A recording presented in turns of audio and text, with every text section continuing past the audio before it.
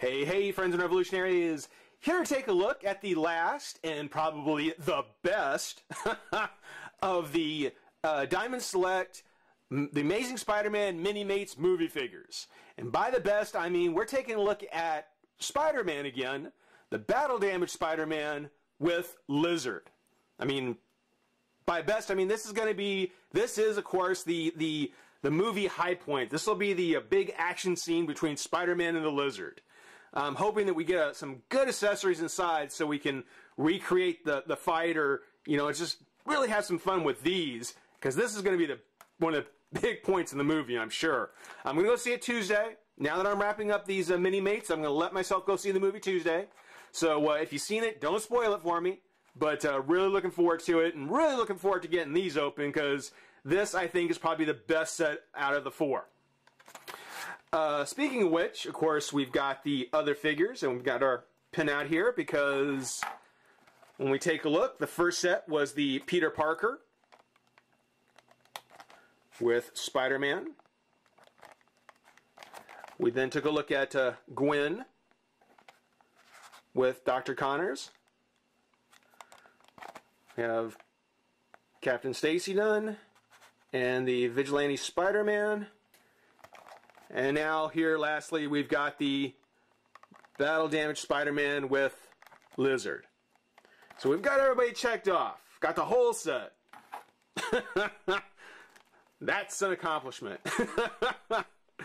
It is interesting to note that the four figures here, these four figures, these are the Toys R Us exclusive figures.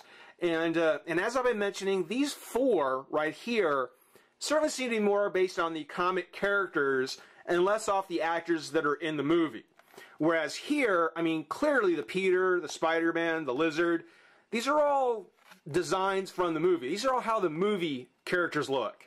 And the Toys R Us exclusives, these are the ones that are just from the comics pretty much. Except for the Vigilante Spider, maybe. The others, yeah, they're just comic versions of, which is a little disappointing. It really kind of, you see a clear line between what is movie and what isn't, and it's an interesting mix. It's kind of strange. I don't know as a set whether or not it works. It's cool to have all the characters, but yeah, being these are more kind of the generic comic mini-mates, and then these go a little bit further to be a little more detailed, a little more movie style. Yeah, I don't know. To me, it just stands out. It just stands out to me. Typical mini-mate packaging, the one they've been using for the past 10 years. Congratulations, guys. This has got the battle-damaged Spider with his portrait down there, and then the Lizard. Of course, on the side, as I've mentioned before, we've got the larger portraits here. Got the entire Spider-Man outfit kind of thing going along the sides. Got the movie Spider-Man up there shooting out some webs. Very cool. Mini-mate packaging is simple, but I like. It always changes enough to fit with whatever it is that even in the same box, hey, it's still different. On the write-up for Battle-Damaged Spider-Man, it says, "There's a monster stalking the streets of New York City, and Peter Parker is partially responsible for its creation. He must use all of his powers to stop it before the city he lives in is changed forever." And for the Lizard, it says, "The Lizard was once Dr. Kirk Connors, who sought to regrow his lost arm. Peter only wanted to help, but instead helped Connors shed his humanity." Lizards shed skin. And now the man is no more, and only the Lizard remains. So very cool that finally we're gonna have the Lizard as a villain. It's something where actually the story with the Lizard, well, I gotta see the movie. We're gonna see what happens with the movie, but I am still holding out hope that at some point we're gonna get a Kraven story. That we'll get Spider-Man versus Kraven, and that we'll do like a Predator 2 thing, kind of a hunt in the urban jungle. That would be so cool. I was afraid that's what this movie would be kind of that urban jungle stalking, hunting kind of thing. I don't think that's really how it comes out. Again, don't spoil it for me. But if not, then definitely. If they put Kraven in the next movie, that would rock. That'd be a great story. For now, though, we'll go ahead and pop these mini-mates out of the pack, have some fun. Be right back. Alrighty, we've got the Spider-Man with the lizard out of the pack, and yeah, this is definitely the best of the four so far. Well, period. The best was definitely saved for last. But it's not as nice as it could have been. As a matter of fact, I would say that this could have been twice as good. This could have been twice as good with just a few changes. If they'd gone just a slightly different direction. They're both very awesome mini-mates, which makes it tough to talk about which one to do first. I'm going to go ahead and start with Spider-Man because as cool as he is, the super big-headed version that you get, one of the super big-headed mini-mate Spider-Man included, is probably the most disappointing. I mean, he looks fantastic. He looks great. You know, they took basically the regular movie Spider-Man from that first pack and added a few scuffs and scratches, little dirt and some stuff just to, you know, damaging him up a bit. Didn't have to be anything too crazy, but it is a different look. It's a different style. It's not like that Batman we got two of. But I think that that instead of doing that super big head version that they do, and I want to point this out again, just like with the regular Spider-Man, the paint job on mine has his mask off center. Again. I mean, again. It was hard to tell in pack, but when I got him open, the first thing I did was I took a look, and sure enough, yeah, the web is off center on his face. My luck, you know? Sort of thing doesn't happen in the review spot. I mean, what is the deal? But the golden eyes look cool, and otherwise, it's actually not too bad. Again, they've scuffed up his face. You know, add a little extra ink here and there, a little extra paint to let it bleed over. I guess that's the best thing you can do whenever you make a mistake painting. That's battle damage. You can't be sure. Did they just overdo it, or yeah, was that intentional? I can't be sure. But getting back to the choice of heads, yeah, with Spider-Man, and this goes back to, you know, the very first Spider-Man mini-mates, you know, they have their regular mini-mate bodies, and then sometimes you'll get these huge oversized heads because the mask, the top part, is just the cap with the face underneath. I don't think this was really necessary, considering that you can swap out the heads from that first pack. I mean, if you really wanted to have a Spider-Man without it, you could have just used the head from that other pack. Or you could have used that Spider-Man with that other head. You know, having one that has a cap on it, I don't know. These big-headed mini-mates, the ones with the caps on their heads, it just stands out. It's just a little too big. But it's too big enough to notice, if that makes sense. You know, it's still a great mini-mate. Spider-Man is always a good mini-mate because he's so simple. The colors are so nice, and it comes out exactly the way the character should. Love that spider on the back. The cap doesn't interfere with the articulation at all. You know, he's got the full range on the ball joint. The arms come up, out. Bend at the elbow. Little twist at the wrist. Twist at the waist. Leg comes up, down, twist the foot. I didn't notice that line on the side. That's kind of cool. I never noticed the line down his leg. But yeah, you know, Mini-Mate, Spider-Man is just a perfect character for the Mini-Mate figures. Because it always turns out good. I just don't think we needed to have this kind of cap head. Because, you know, the idea is that you can take the mask off, and then you can put on the hair, and then, like I said, you can have the unmasked Spider-Man, the Peter Parker Spider-Man. You could have done that with the other one. I've done that with the other one. You know, doing a battle damage Spider-Man here, I would much rather have just had a regular Spider-Man head and saved on the cap, the hair, and then the backpack, which this is the same backpack that comes with Peter that pegs into his jacket. It's, oh, excuse me, my refrigerator clicked on. But it's the same backpack, which I just dropped. No! Yeah, it's the same backpack that pegs into Peter's jacket. I mean, I can kind of understand it for Peter, but why does Spider-Man have it? You know? He might be able to carry it, but it just seems like such an inappropriate accessory for Spider-Man, especially when he's being paired up with the Lizard. It's so strange to me. Instead of using or having these three accessory pieces, I think if they just would have had the regular Spider-Man head with a battle damage on it, and then a web line, maybe an actual web, you know, something more battle related. That would have been cool.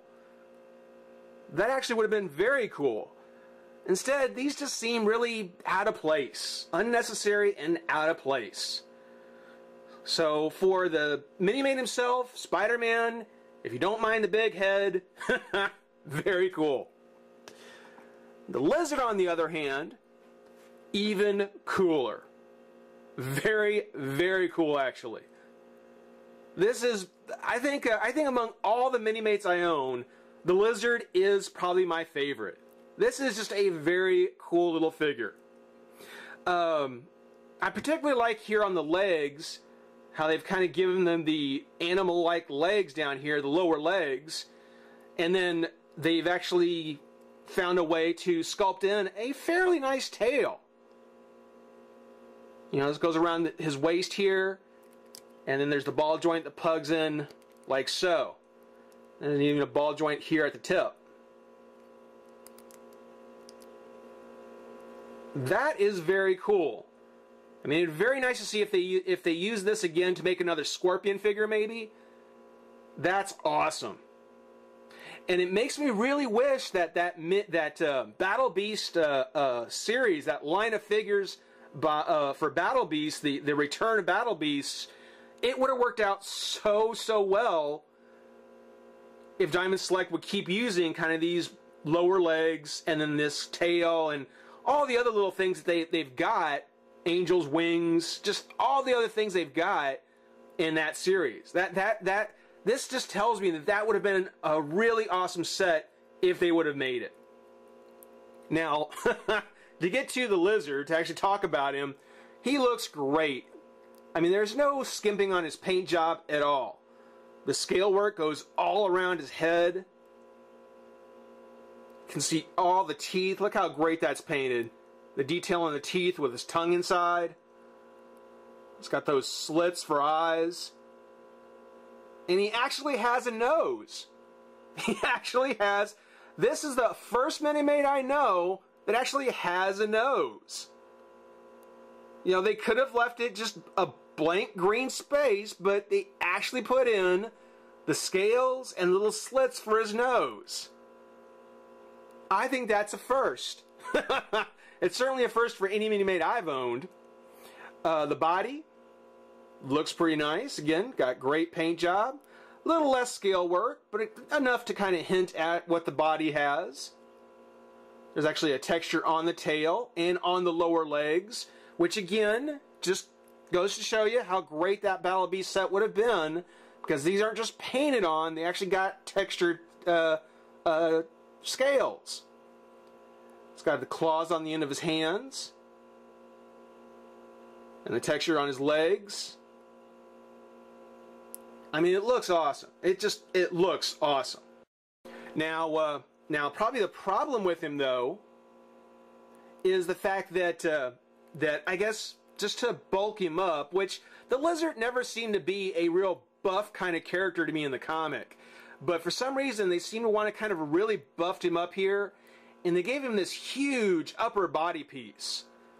I mean, it's almost something I would expect to see on the Hulk. It's huge. And it does get in the way of the articulation. I mean, the shoulder piece here means the arms can only come up this far. You know, they come up there, they can go back. Now, the forward and back is fine. As far as going up, that's about as far up as you're going to get.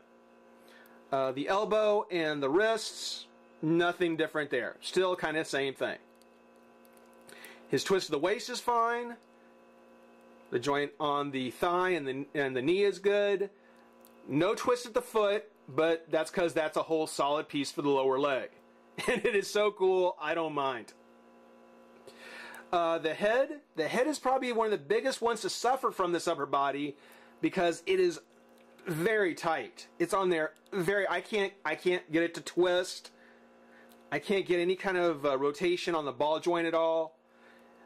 You know, I don't know if it's easier for anyone else's, but for me, yeah, that's a little disappointing that the head won't move because I can't get it off either. Can't really get it off.